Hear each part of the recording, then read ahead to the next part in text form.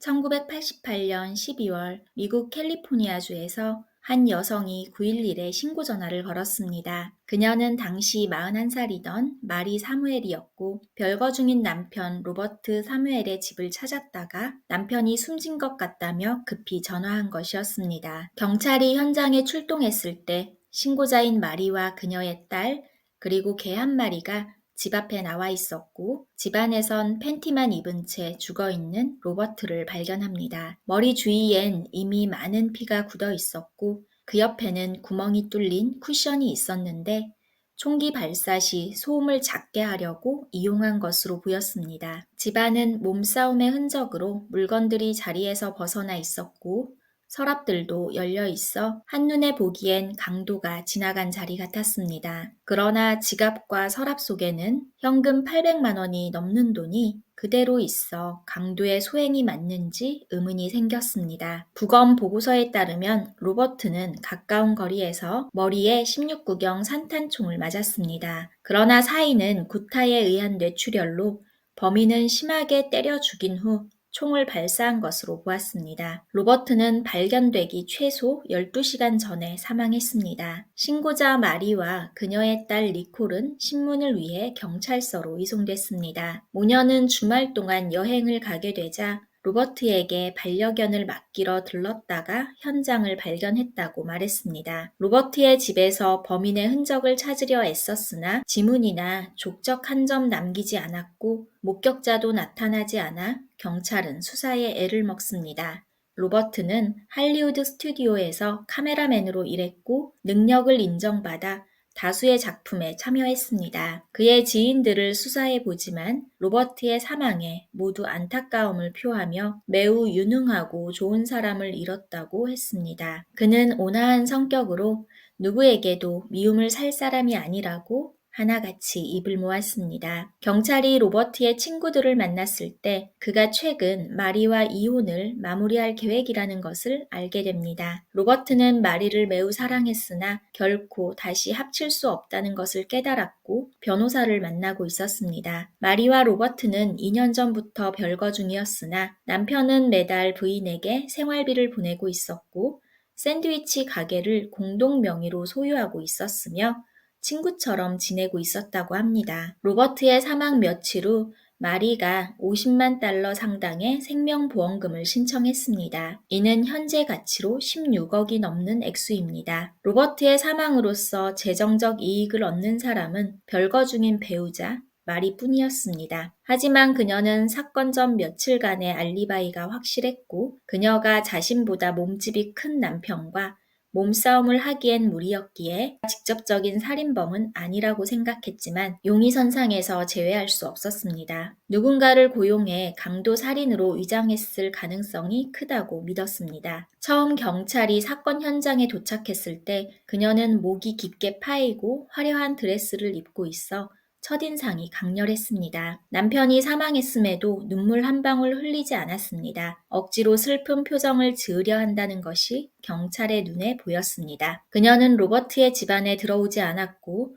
밖에서 다른 경찰을 유혹하는 농담까지 나눴습니다. 아무리 별거 중이라 해도 남편이 사망했는데 상상할 수도 없는 행동이었습니다. 물증은 없었지만 수사관은 심증을 확인하고자 그녀에게 거짓말 탐지기를 요청합니다. 마리는 하나의 거짓도 없이 모든 질문에 진실 반응을 보이며 테스트를 통과했습니다. 결국 수사는 5개월 넘게 미궁으로 빠지게 됩니다. 그 사이 마리는 샌드위치 가게를 팔았고 이혼하지 않았기에 로버트의 보험과 부동산으로 현재 가치로 약 20억 가까이 상속받았습니다.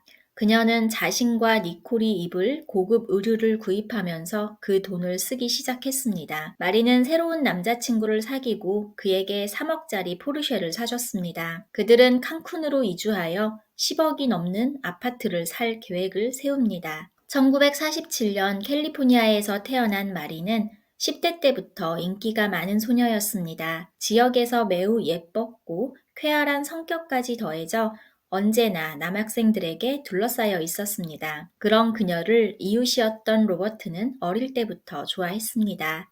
그는 마리보다 2살 어렸고 수줍었던 탓에 말 한 번 제대로 건네지 못했습니다. 성인이 돼서도 다른 여자를 사귀지 않고 마리의 소식을 전해 들으며 그녀가 결혼하고 딸을 낳아 살아가는 모습을 멀리서 지켜봤습니다. 로버트는 항상 마리를 이루어질 수 없는 사랑으로 여겼습니다. 그 사이 그는 성공적인 카메라맨이 되었고 1980년 마리가 이혼 후 싱글맘이 되자 로버트는 용기 내 그녀에게 고백했습니다. 그들은 만난 지 6개월 만에 결혼했습니다. 로버트는 마리를 매우 사랑했고 그녀를 위해 교회에 넓은 집을 구했으며 마리의 딸 니콜도 입양하여 사랑으로 키웠습니다. 그러나 남편과 아내는 너무 대조적이었습니다. 로버트는 열심히 일하고 현실적이었지만 마리는 스포츠카, 고급스럽고 섹시한 옷, 술과 파티를 좋아했습니다. 남편의 수입이 꽤 많았음에도 마리는 적자가 되도록 소비해서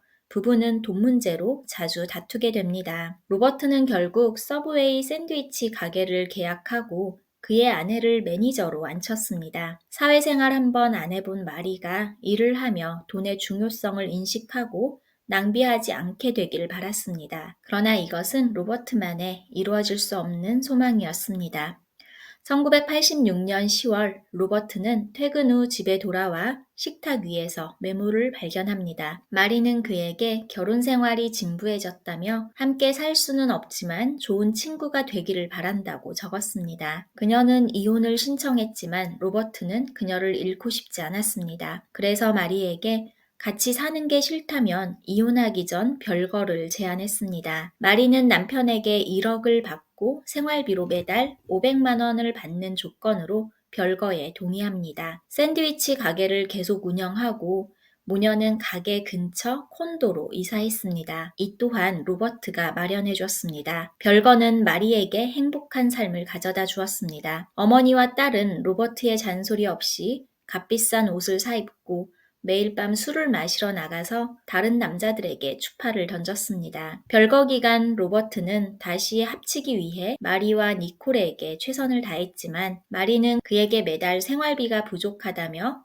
올려준다면 생각해보겠다는 말을 되풀이하곤 했습니다. 2년 가까이 될 때까지 재결합의 의지가 전혀 없는 마리에게 로버트도 지쳐 더 이상 생활비를 보내지 않고 이혼하기로 결심합니다. 마리는 뜸해지는 로버트의 연락과 미뤄지는 생활비에 무서운 계획을 세웁니다. 로버트가 살아서 매달 생활비를 받는 것보다 그가 죽었을 때 일시에 받을 큰 금액을 계산해 보곤 사악한 미소를 지었습니다. 수사가 6개월 가까이 제자리 걸음이던 1989년 5월 로버트 살인사건의 중요한 정보를 갖고 있다고 주장하는 한 남자가 경찰에 신고 전화를 걸었습니다. 신원을 밝히기를 거부한 제보자는 범인의 이름이 짐 번스타인이라고 밝힙니다. 경찰은 짐에 대해 들어본 적이 없으며 익명의 전화가 장난일지도 모른다는 생각을 했지만 다른 수가 없었기에 제보받은 인물을 조사합니다. 짐 번스타인은 마리의 딸 니콜의 약혼자였습니다. 수사관은 즉시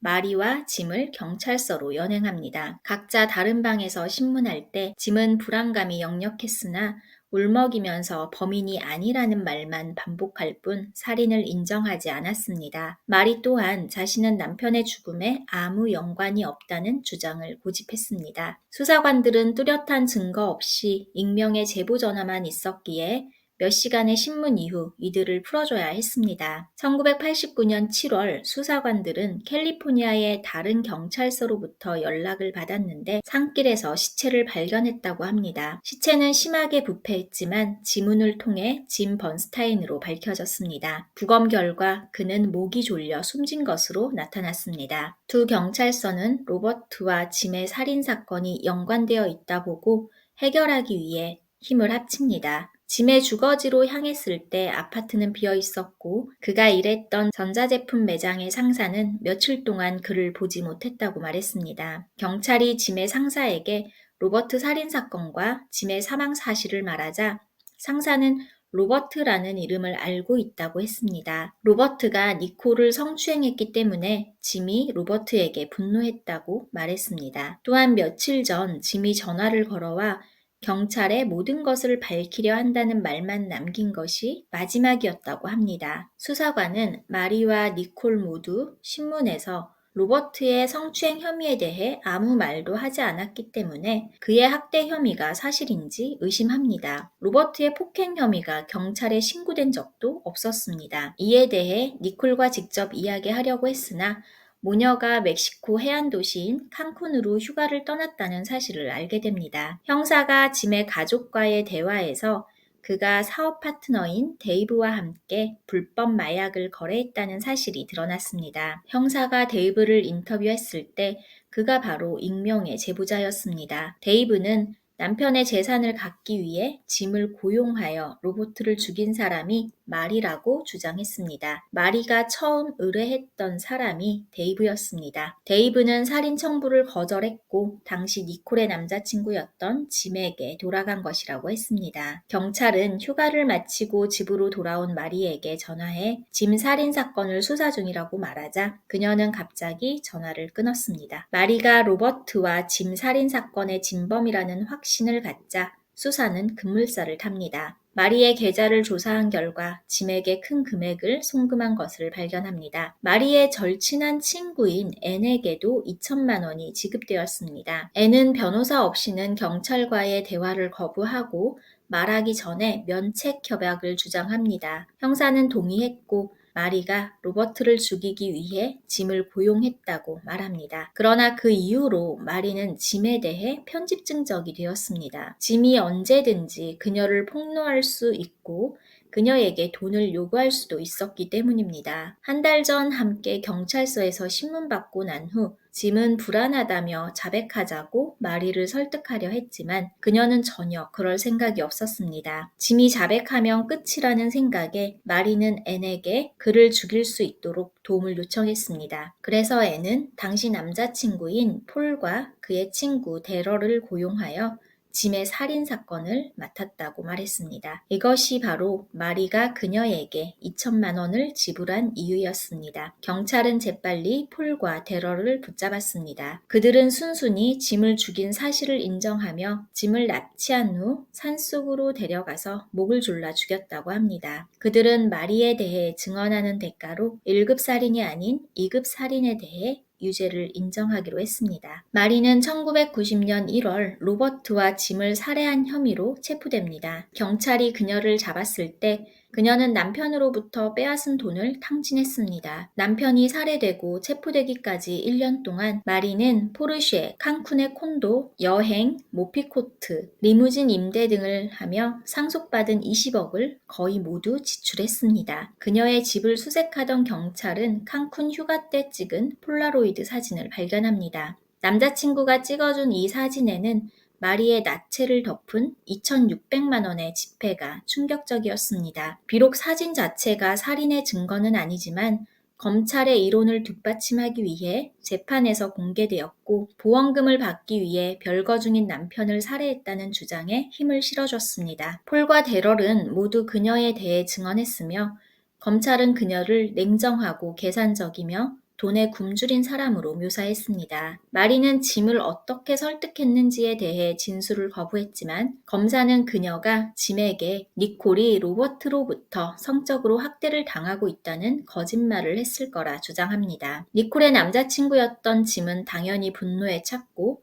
그런 그에게 로버트를 강도로 위장하여 죽이자는 설득은 쉽게 먹혔을 거라 말합니다. 딸 니콜은 어머니를 옹호하려 로버트가 자신을 성적으로 학대했다고 주장했지만 그녀가 생활해온 환경과 주변인의 증언은 오히려 사랑을 듬뿍 받고 자란 철없는 아가씨라고 보여주고 있었습니다. 배심원단도 그녀를 믿지 않았습니다. 1994년 배심원단은 마리에게 2가지 1급 살인 혐의에 대해 유죄를 선고했습니다. 판사는 그들의 권고에 따라 그녀에게 사형을 선고했고 아직 수감 중입니다. 폴과 데럴은 각각 2급 살인에 대해 유죄를 인정했고 15년을 선고받아 2009년 석방되었습니다. 남편을 죽인 아내들을 흔히 블랙 위도우라고 부릅니다. 이는 암컷이 성교 후 짝을 잡아먹는 것으로 알려진 작은 빨간색과 검은색 거미의 빗댄 표현입니다. 검찰과 언론은 죽은 남편의 돈을 덮고 찍은 사진을 보고